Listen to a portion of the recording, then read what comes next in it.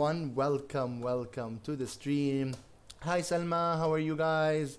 This is the Be Positive Show. Welcome, everyone. It's really good to see you. Guys, this is our fourth episode, and we're really excited. So far, the show is going really well. Hi, guys. I can see you all tuning in. Hi, Salma. Hi, Maram. How's everyone doing? Guys, today we have a really special guest, one dear to my heart. Dalia Qadhi. Guys, she's a great person and she's going to be telling us a lot about herself very soon. I don't want to spoil it for you. But guys, so Dalia will be telling you more about her, but I just want to say that she's one of my really closest friends recently, and I've been like doing a lot of Zoom calls with her, and I'll tell, again, all this is going to be spoiled soon. She's going to tell you all about this. So guys, let's welcome Dalia together, and Dalia, please tell us more about you and welcome to the show. Hi, thanks for having me on, Vivi. So I don't know. I'm passionate about mental health. I'm passionate about lots of things, but very much so mental health. I've always been interested in it. I've always been an advocate for it. It's been like a big lifelong struggle for me as well. So that's why it comes very close to my heart. And yeah, recently I've just been trying to do more stuff to do with that. So That's yeah. cool. And again, we are really excited to have you on this show, and I'm sure you have a lot to be sharing with us in the next 1 hour. Obviously, the topic you're talking about is very broad, and 1 hour wouldn't be enough to talk about it. But I mean, this 1 hour will still be insightful, and we're gonna still learn something or two from you. So Dalia, tell us more about you. What do you do? Are you a student? What do you do in your life? What are your hobbies? How old are you? Where are you from? So give us more information about you specifically. Okay, so I'm a student. I go to Canadian University, Dubai. I'm a third-year student in journalism. I love writing. Like, it's always been a big passion of mine as well. Love writing about social issues, and like mental health is one of those. I have a really diverse background. So my parents are from Yemen and Palestine, so that's my background. But I was also born in the U.S. and I grew up in Canada and then grew up here as well. I've been here for like quite some time. So yeah. A real third world culture kid. I see. Like you're literally from everywhere, all over the world. I see. Literally, that was the brief version. Like, my family is from all over the place, but I like that. I think it exposes me to more cultures, and Mm-hmm. like I get to understand more kinds of people. Like, it helps me connect with more people. Which country would you call home out of all these countries you mentioned? Like, which country would you want to stay in, or you feel like this is where I belong? See, I've been asked that a lot, but that's the thing for me. I don't feel like one country per se is like home to me because I've been around so much. It's just like I appreciate every place for the things that it has.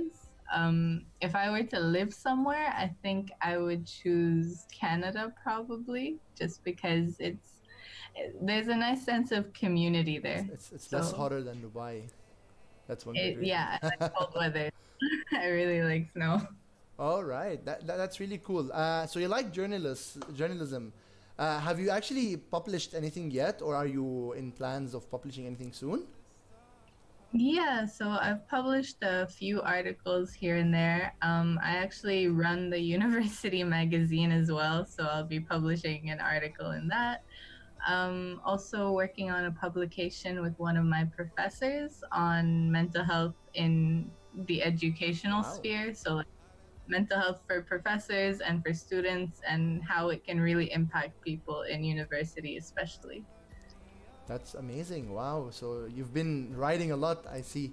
Um, Yeah, no, like, even as a kid, I think I entered this writing competition, and I think I had like a book published in London somewhere. Whoa, that is big. That is. You should actually go and find out where that book is and like sell it in the libraries here and stuff. Do you have a personal diary? Do you like to write in a diary, talk about your day, that kind of thing?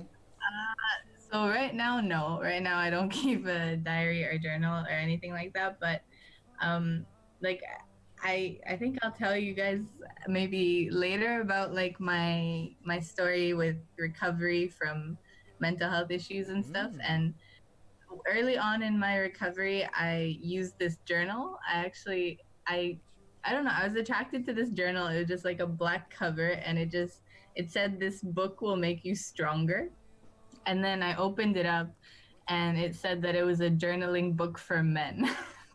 And interesting. I was like, yeah, and I was like, what? And then I realized what they were trying to do. They were trying to like attract men more to the idea of like journaling and expressing their feelings and mental health, because that's hard for men. But then I'm like, if a man can use it, then I'm pretty sure I could use it too. And I did. And it was really useful to me. I think it's a really productive journal. It's really nice when you finish that journal to look back on it and see how much you developed from the beginning. That's actually interesting. Wow, like especially the idea that many men they feel that masculinity were like, oh, I don't write journals, I'm a man, you know. But I'm sure Yeah, they have feelings too, and sometimes it's really good to be expressing them, as you said. yeah. I think that's why this book was targeting men specifically. It was trying to make it look like, a tough journal so that men don't feel as like ashamed to write about stuff, and it's made in a way that's really simple and basic and not like, oh, tell us all about your feelings. Interesting. I might have to check it out actually, just to see what the correlation of it to men is. All right. I would. So moving to our title today, which is how to be a positive influence, Dalia. So in terms of yourself and your community, let's say, how positive were you, or can you rate yourself in terms of positivity around you and your community? Is there anything like that's negative in there, or is there a lot of positivity, especially in your community? Tell us more about that, and let's try to get deeper into that topic. Yeah, so my community, so like my university is really small. So like everyone sort of knows each other, everyone's like familiar with each other, and that's what I like about it. Actually, it's very close, it's very tight knit. For the most part, everyone's pretty friendly and gets along, and it's kind of like a big family type situation. Um, and that's why like I wanted to introduce something to the university to add to it a bit, because I realized this is like a problem we have here in like not only universities but like any communities or organizations we have. It's that we don't have enough mental health resources. And Interesting. so, yeah, so I thought of adding like that positive influence to my community just to have, because before this, I was talking to so many people who really needed a resource. And I was like, I don't know where to direct you. We didn't have a counselor at the time, we didn't have like any resources to really direct someone to. And these were people who were really struggling, and I was here talking to them, but I couldn't really help them. And so I came up with this idea to start a mental health club for students to just, come together and talk. And like we all talk normally, we talk to our friends, but sometimes it's not as normal or as easy to come up with your problems. Like you can talk to people about normal stuff and joke around, but oftentimes people don't feel that comfortable sharing intimate struggles and stories that they have. I see. I see. Ooh, that's actually like pretty deep, and it kind of opened up a couple of questions. Uh, so like to ask, you know. Uh, Yeah. all right. So, what are the things that made you happy so far? So, like you've mentioned a couple of experiences. You mentioned that your group is small. What are some of the things that made you happy? Maybe you can share like an experience or two, or just giving me a general insight. What are the things that could share the positivity in the community in general? So in our community, I think just I don't know, like just having like little events. Like our university is really known for events and like little events between students and stuff. I think that helps share the positivity. We all get to do something together. I think just having that culture where everyone's like friendly and stuff is nice, because you don't find that in every university. Like some places you find like toxicity, and you find people being like really nasty to each other. Um, so, and I think like, especially like we tried to hold a mental health event at our university, and there was so much positivity that day. Like I remember, and like every time I think about it, it makes me smile, because it was like one of the first mental health events we had held, one of the first ones I think in universities in the UAE. And like we collaborated with an organization and we got speakers on it. And so many students came to me afterwards and were like, this is amazing. Like, we really appreciate that you're doing this and that you're letting us talk about it as well. So it was really cool. Interesting, interesting. And you told us you had an event and a club. Guys, by the way, fun fact: one of the events that were held there was a FIFA tournament held by Your Majesty right here, and Dalia And actually got second place. She won a reward and she got a little hat, which is I did. pretty interesting. Wow, like so this girl, guys, she's a gamer. She needs to start her own Twitch channel. I pretty much only play FIFA. That's like the only thing I know, but sure. A FIFA Twitch channel. Guys, if you want to get in touch with her and her page about the mental healthness, just type the command exclamation mark guest and you're going to get all her social media where you can contact her, guys. Dalia has a great way of reaching out to people. So make sure you get in touch with her. And again, if you have any mental issues or we want to just get into a group where you can share your problems and stuff, this is the person you could be contacting, and she'll do everything that she needs to do to be able to help you and get you to the right people, right? So, Dalia, tell us more about this mental club or mental health thing you do. Is it like a weekly thing? Is it like where do you do it? Do you meet up somewhere? Tell us more about it. Yeah, so like you said, just first of all, like we're also like a mental health resource. So you come to us or to our page or to me, and like I can help direct you to like other resources that I have or other places, or like if you need professional help, if you need like, yeah, a group or something to go to, like I can provide those kinds of resources and direct you in that sort of way, because sometimes it's hard to find those resources. People don't really know where to go. Yeah, aside from that, our club, so when I started it up, it was initially just having like little meetups in our music room at the university. And like I started bringing like donuts and like little snacks and stuff to attract people to it. But then the idea started catching on, and people started inviting their friends, and people just really liked that there was a safe space to come to that was just open to anyone to walk in. And we do it like on a bi-weekly or monthly basis, like whenever we could, because it was hard to find timings with everyone's schedules. But it was just a really nice concept to get started. And then we had a few events just to try to like raise awareness for mental health, try to get people talking about it around campus. And now with quarantine and everything, you'd be surprised, but we've actually been doing more than we were doing on campus. Interesting. So yeah, so we've been holding these weekly Zoom meetings, which people actually really like, and we have some consistent people who show up every week. One of them being you, yeah, and it's just, you've seen it for yourself. It's just like such a cool space where everyone can just voice their opinions and discuss and feel like they have somewhere to go. Like especially now, like, it's easy to feel lonely when you're trapped at home and you can't really go out that much, or like even if you're talking to friends, sometimes it's nice to break that cycle and go and talk to new people. Or you might need like a space to open up about, more personal struggles. And that's what we tried to provide for people. Oh, and now we also host like, we added game nights. Oh yeah. So we have one night a week where we talk about mental health and mental health topics, and one night where it's just very chill and we have a game night, because we figured like some people might not be that comfortable to talk about mental health, but they still want somewhere to go. And some people do both. Some people like to attend the game nights and have some fun, and then also go and talk about mental health. So, yeah. Cool, cool, cool. All right.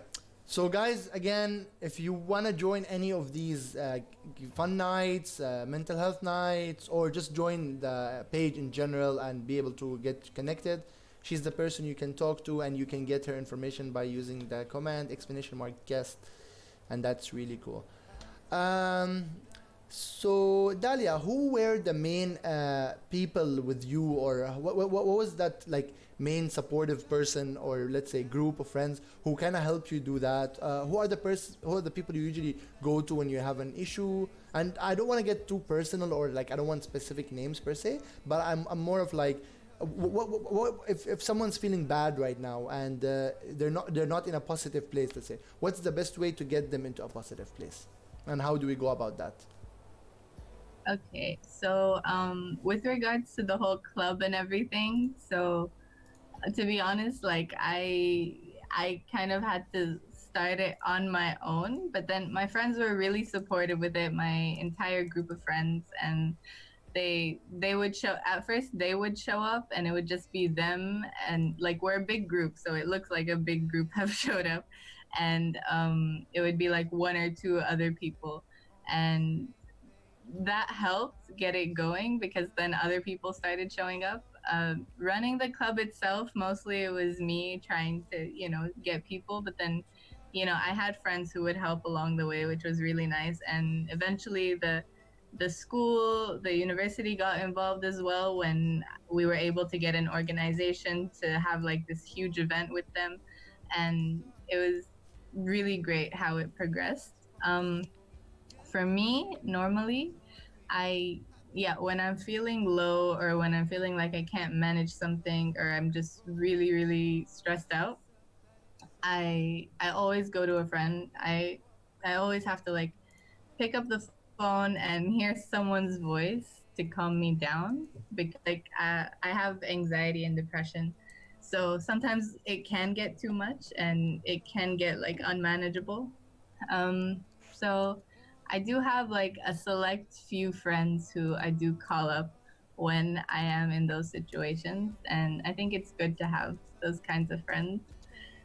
Um, Also, I think you were asking as well, just for other people when they're in that kind of situation, what to do. So for everyone, it differs. Like some people don't want to go approach someone, don't want to go and talk to someone. Some people are more secluded. Um, so it's kind of finding what helps calm you down, what's a coping mechanism that works for you. Just and there's so many different things that you can research, and we talk about this in our meetings as well, like what kinds of things work for different people. And I've heard from so many people who were like, yeah, this actually helped, like talking about this, hearing from this person, like this worked for them and now it's working for me. And because, you have different types of people talking about it, so you can find like a wide array of things to try. But honestly, it depends on the situation. It depends on the person. What I would suggest is just, breathing for a second, thinking about it, thinking about, okay, what can I do now? What is bothering me? Has this happened before? Has there been something that has helped me when I've been in this situation before? And, then that can lead you to finding something that might help. Nice, nice. That's wow. Like again, this topic is kind of overwhelming, and I mean, we could literally talk about it all day, but again, we just have this 1 hour, and I want to kind of get a lot of the information out there, just so that people can then get in touch, and then be able to get more information. So you mentioned, what are some of the topics that you guys were talking about already in the group, or like some stuff that you have been going through, so we can at least get an idea of what you guys talk about, and yeah, what are the daily, like the weekly discussions like? So what we did was when we first started these Zoom meetings, we posted a little question box on Instagram, and we also sent out surveys asking what topics people wanted. So, so we could do things that were relevant to them. And honestly, we've been going off of that list and it's been such a great one. And topics we've covered, like the first one was like how to cope in quarantine. We've covered topics like depression and anxiety. We've done like, it's slipping my mind now. We've done like self esteem, body image issues. We've done, I honestly, we've done so many things. They're just slipping my mind right now, but all to do with mental health, all to do, and we've done some positive things like about accomplishments, about like overcoming certain struggles, about yeah. And every session we make sure, like, no matter what issue we're talking about, we make sure that by the end of it we're talking about, okay, what can you do about this, what are some things that might help, what are some coping mechanisms, because like it's nice to voice and to talk about your struggles, but then also providing maybe solutions for them is also a really nice thing to do, and for other people to be able to find those there is really nice. Okay. Um, so now to the main question: is it okay not to be positive at all times? Because I've known to be, I like me personally, I'm known to be a positive person all the time. I'm literally smiling most of the time. That's probably why I have good cheekbones. They say if you smile a lot, you use less muscles and less energy. And I'm always hyper, right? So, but I do have some times where I'm not as hyper, or I'm not as happy, I'm not as positive. Is it okay for someone to be positive? And is it like a mandatory thing where, okay, you're not feeling happy, come on, we have to make you happy, pray for him, throw him in something, get him out, get him a girl. There's always these like funny solutions. Like many of my friends go like, man, you need to get a girlfriend that will make you happier, or like start praying more, or do you think these are actually solutions that will make you happier, or it's just okay sometimes to not be that positive? Tell me more about your opinion on this topic. So this is actually like a big part of the stigma that we're trying to break in society, and it happens in lots of cultures and lots of societies where it's like, okay, this is a thing, this is not really a thing. You can do this and get rid of it, And especially with mental illness, that can be really counterproductive and really unhelpful. It's like so I like to compare mental illness to physical illness. Like your mental health is just like your physical health. Mm-hmm. Like some people might get sick sometimes and just get a cold from time to time, like never get sick, and just you can cure it at home, or you just need to rest a bit, or you might need to take some Panadol or something.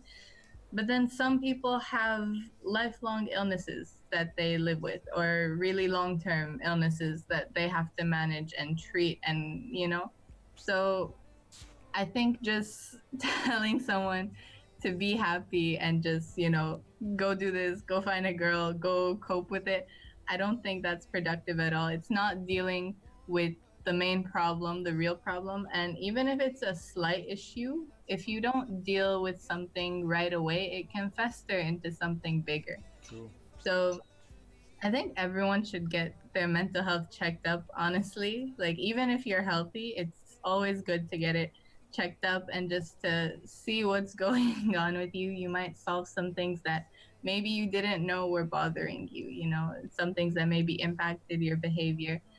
And yeah, like you can't just tell people to go pray. You can't, like, if someone has a physical illness, like, yeah, you can tell them to pray, and you can tell them, yeah, like, get closer to God, like, focus on your spirituality, and that might help. But they also have to take their medication. They also have to follow up with their treatment. They also have to see a doctor. So you have to do both. Mm-hmm. So, Yeah. guys, moral of the story is if someone tells you to be happy, grab a slipper and throw it in their face. Oh yeah, and it's completely okay not to be happy. It's completely okay, and it's completely normal. Like no one is okay 100% of the time. Like even if you're doing great, even if everything's going right in your life at some point in time, it's okay to feel sad. It's okay to feel anxious. It's okay to feel any type of way. Like it, it's normal. We're human beings, and it happens, and it shouldn't be something that we can't talk about. Like it should be a normal thing that we can talk about to everyone, to family, to friends, and if we need it, we should be able to seek out resources for it. Or if it's a more minimal issue that we can deal with, or that maybe we can find something online to help us with, then it shouldn't be dismissed. I think that creates a lot of problems when mental health is dismissed and is like, okay, no, we're not talking about this or dealing with this. Okay, talking about this dismissing of the mental health, it's kind of interesting because in this region specifically, like let's say the MENA region, right? There's a lot of stigma about mental health in general, and the way that they consider it to be like, oh, this guy's like retarded, or this guy's like he has problems, he's a person of determination, and they keep neglecting that kind of attention to the people, right? Someone could be having serious medical issues, but then they would just ignore them, or maybe um, take them to like uh, just like someone who's gonna pray for them, or so a lot of these problems are kind of ignored, even and not taken as serious compared to other communities or other regions, right? What's your opinion on that, and where do you think this started happening? Like, is it the fact that the people in this region just really don't care and think like, oh my God, we can solve everything by just like, I don't know, take a Panadol pill and you should be fine? Because trust me, like I've heard this a lot, like mom, I'm not feeling well today, like, oh, Panadol should do you well, like just go sleep, take a shower, that will really help, that kind of tension. And many people end up growing more mentally sick, and then eventually either like do something bad that hurts themselves, or like eventually not find someone to go to. What's your opinion on that, and is there any way that we, and like obviously as the viewers watching, can do something to change that in this region? Okay, so I think, yeah, it happens in the MENA region. It happens in lots of third world countries, unfortunately, and lots of cultures that still haven't changed certain mentalities. Um, I think I think that is the main issue with mental illness, because lots of people that I've spoken to personally have gotten to such severe states in their mental illness, and have even made some decisions that are really harmful to them.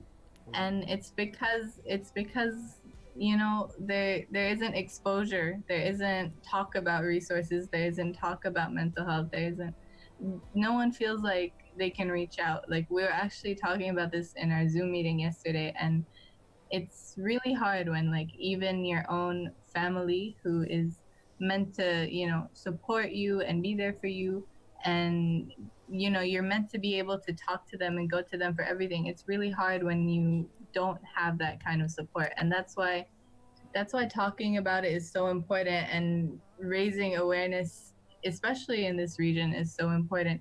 Because if we do talk about it, and if we do show people that this is actually a real problem and a real struggle that everyone deals with, and that your children or even you might be facing these struggles, and like, you can make this better, you can do something about it, you can prevent people from getting to rock bottom just by talking about it and providing resources and making sure they're available, you know I can promise you one thing: what. my children will never.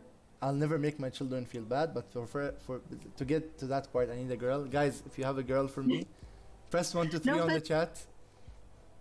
see, unfortunately, it's not even our parents' faults. It's not even our family's Because faults. they Like, grew up like that, yeah? they grew up in a generation where that wasn't a thing, where it's lack of understanding. And honestly, like, I went through it with my own parents, and it was hard. It was hard getting to a point where they did understand, and I like it. It's also hard because there's no talk about it here. And when you do approach people about it here, like even doctors, even nurses, even like, like older, like if my parents approach their friends, they'll be like, oh no, it's fine. It's fine. She's just going through, a teenage phase or whatever. And it's like that all is counterproductive and it's not helpful. And yeah, unfortunately, most of the times it's not the parents' fault. It's this entire society that we've created. But usually, if you talk to your parents, if you try to get them to see that this is an actual thing and this is something that you're struggling with, and usually your parents are the ones who care about you most and they want your well-being, and once they do understand and you're able to make them understand, they can be really supportive. And that's what happened with me. Like my life became so much better once my parents sort of had that understanding and were able to help me and support me in my recovery journey. That's really cool. So One of the viewers said that one good reason people don't want to admit it's an issue, and I kind of agree. A lot of people don't really admit it's an issue. Even the people who are sick themselves or having mental issues themselves might sometimes ignore it themselves and not wait for others to ignore it. But yeah, it's actually interesting. So Dalia, I want to get to know more about. So you said that your parents eventually started to understand, right? But before that, how were you able to handle it, and how were you able to get into it? But before that, I just want to tell guys, this is the Be Positive Show. Thank you all for being here. If you are here from Dalia's side, a big shout out to you. Thank you all for coming. Please do follow me so you can get notifications for the future games and stuff. I'm almost live every day. I play games throughout the weekdays, and I have this show on the weekends. Do follow me so you can get the notifications. And guys, you're allowed to ask questions on the chat. So this would be almost my last question for Dalia, and then I want you guys to ask the questions. So feel free to ask the questions; they'll be answered at the end. So yeah, moving to you, Dalia. Sorry, do you want me to repeat the okay, question, or you remember it? repeat it just Okay. to yeah. So, like you said, your parents were able to eventually come to an understanding of the whole situation, right? But before that, how were you able to cope, and what were the things that kind of helped you stay positive at all times? See, that's the thing. Before that, I personally I had lots of struggles to deal with growing up. I was I was a very shy and nerdy kid, and I was bullied throughout most of my school life, junior school, middle school, high school. Um, and like it what helped during that period. For most of it, I didn't really have anywhere to go, and that made it a lot worse. But in high school, I did have a friend who was so great, and I think having friends is so important. Having a friend to rely on, a friend that's there and that's supportive, can mean so much to someone. So I had this friend who was there for me and who stood up for me, and who, despite everyone being against me, she was there and she stayed there. And I will always appreciate that from her. Do you want to give Um, her a shout out? Shout out, Madam. Shout out, And Fish. she still supports me and she's still always there for me. So I think that's so important. Um, but most of the time, I didn't have that support, and that was the problem. I was going through a lot of things, and lots of problems were happening, and I had some medical issues pop up at the time that were really getting me down as well, and lots of things were just happening at once, and it made my depression a lot worse. And even if you do have depression and it's neurological, like environmental factors can also make it worse and can trigger it even more. So I just kept going down, down, down, and I was going through this downward spiral. And you know, it's because there were no resources available to me that it got to that point. That's why I'm so passionate about there being resources everywhere. And it didn't happen till I hit rock bottom, that my parents saw me at rock bottom, that they realized, okay, we like, they've always tried to be supportive and helpful. They just didn't know how. But when I got to this point, they were like, okay, there's a problem. We need to inspect this. And they actually went and visited a psychologist without me even there, because I used to study in Canada as well for a Talk while. behind your back, I guess. No, but they wanted to understand more at that point. They were going and looking for resources, and the psychologist helped them understand. And I was so shocked when they came and spoke to me about it, because like they they it really felt like they understood for once, and that was such a relief. And then after that, no, and after that, they did everything they could to help me. They made sure that I was going to therapy. They made sure I was getting the medication I needed. They made sure everything was going well for my recovery. They let me take a break from university just to take care of myself, and they were taking care of me. And I really, really needed that at the time. And it helped so much. And I never thought I would get better. And then one day suddenly I felt happy. I felt happy, which is a feeling I thought I would never be able to feel again. And it was it was great. So I really think, and now, like, my mom, like, she goes and talks to her friends about mental health and how it's important. And like, when her friends tell her that their children are saying something, she's like, don't ignore that, like, go, like, help them, because it unfortunately, like, your parents care. It's just sometimes they're not directed the right way. That's really nice, and I'm feeling happy to hear the happy ending of the story. A big shout out to Al Qadhi, Baba, and Mama, like great people. God bless them. And that's No, amazing. That's amazing to hear that it ended all well eventually.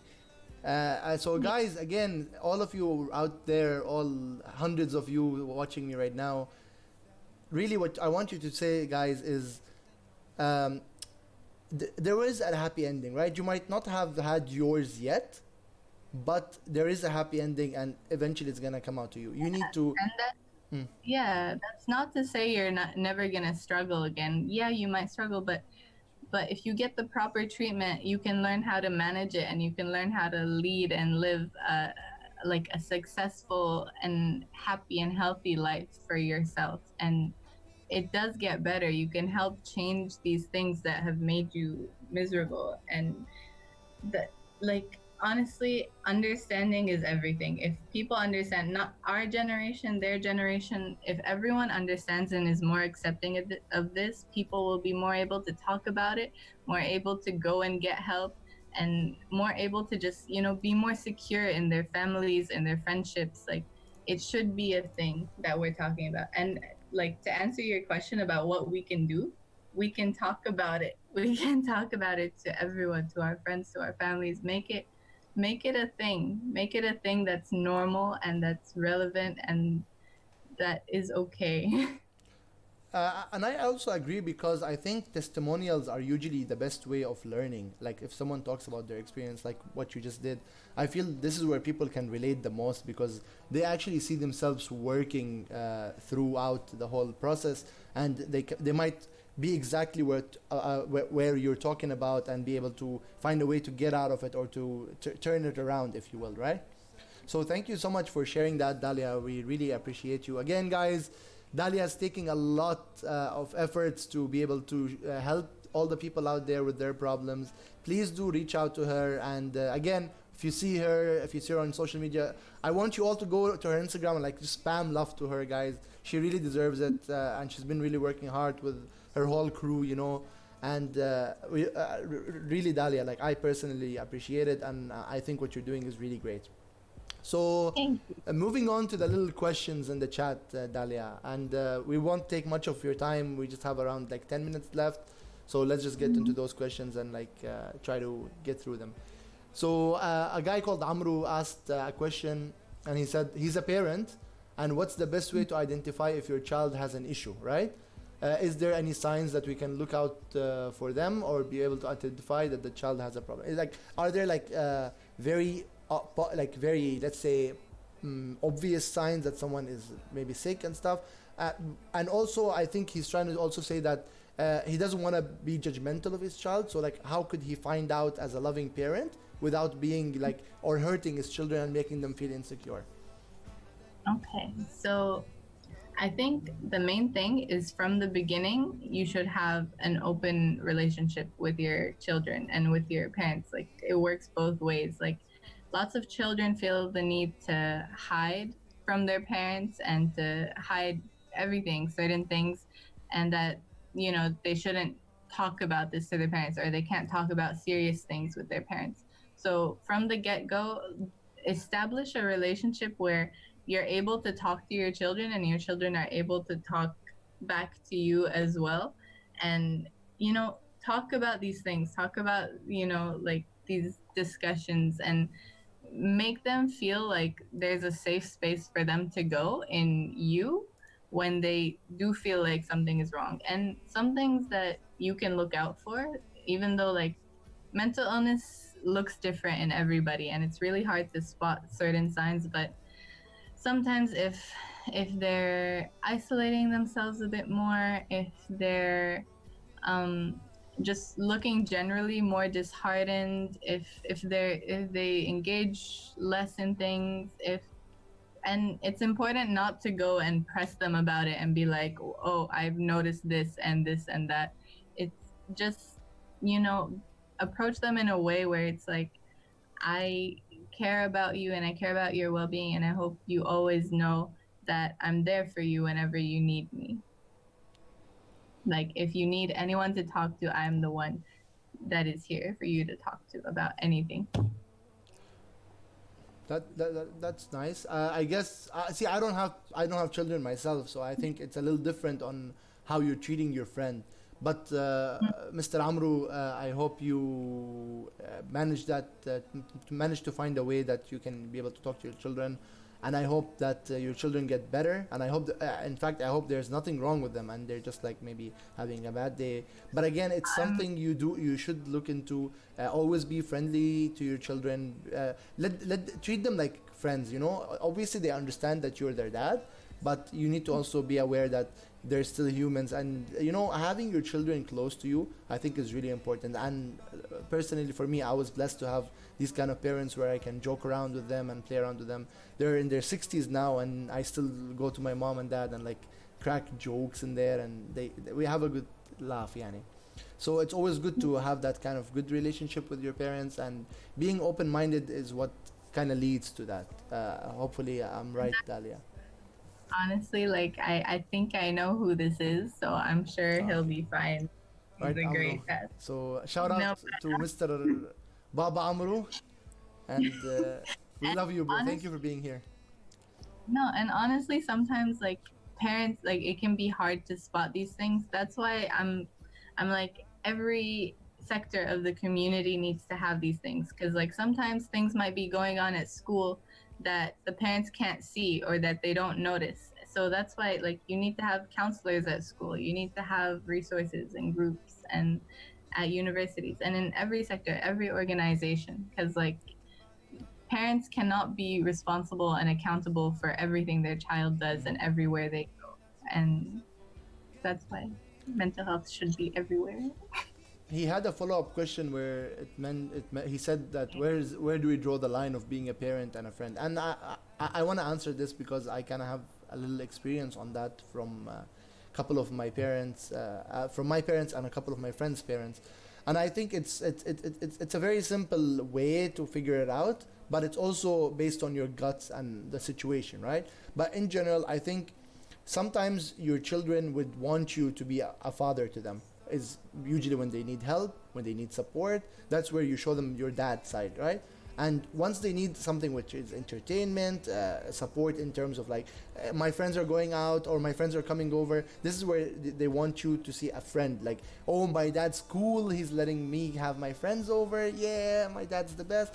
That's where you're the friend. But then oh, I got hurt, dad me took me to the hospital, he knew exactly what to do. Or hey, I got this new car and I got stuck in the road and my dad was there to help me. That's where you're the father, right? And I think this is where you kind of draw the line. But again, it's mainly about the guts and the situation itself, and I think that's where you can take it from there. And like I think, yeah, like as a parent, you have to put some things down so that for the well-being of your child, and so that they grow up and you know, and it's just good for them. Like good. Sometimes you enforce things that are good for them, that are good behaviors, that are, and it's important that they know that that's for their well-being. If it feels to them like you're just enforcing these things because you are and because you hate them or because whatever reason, they're going to end up resenting you. But if you make sure that they know that everything that you're doing and you feel is right and you're telling them is for their well-being, then they'll never hold that against you. Obviously, guys, we are not professionals. We don't have a degree for these things, but Yeah. there are professionals out there who are always willing to support you as a parent or as a normal person or as a child. So please do reach out to us, and we can give you the contacts of these people, and they can give you like exact guides on what to do and how to do it. And so if you need these kind of people to be able to teach you, again, what we do is we just give you like advices based on our expertise and experience, but we are not professionals. So just a claimer right there, just in case, like we don't want you to go do something we said and then like, these guys told me to do it, right? And So so many resources now on the internet that you can go to, so many resources that honestly are available to anyone if you look for them. make So sure that they're reliable though. Don't just go to like any shady website and listen to what they're doing. But yeah, Dalia, thank you so much for being on the show today. We really appreciate you, and I had a good insight on like how to fix things in general. Like I feel happy, and just seeing you is a whole little positive thing. You're like a sweetheart, and you being on the show made me and obviously these lovely guys happy. Thank you so much for giving us like an hour of your time. Really appreciate it. I know you have a lot of things to do, but really appreciate you being on this show. Do you want to say some last words to the viewers before we kind of wrap it up? just thank you for having me, BB. Thank you to the viewers, and yeah, just remember to talk about it and make it normal, because we can really make change that way. And I've already seen those changes starting to happen now. There's more stuff coming up, more organizations, more resources, and like even now during COVID-19, like a mental health hotline has started up. So I think some good things are coming of this too. So yeah, that's All right. that's about. Guys, again, there is always a happy ending in this, and it's about time to look for yours if you haven't found it yet. Thank you all for being here. Please do make sure you're following me so you can get the notifications of the future episodes. Like I said, on the weekdays I do gaming content. I play a lot of variety games, so if you like that, please do follow me. And if you just want to come for the shows, you are most welcome to come every weekend at 5 p.m. where I'm gonna have different people speaking. Take care, everyone. Please do follow Dalia to get her contact details. Explanation mark guest.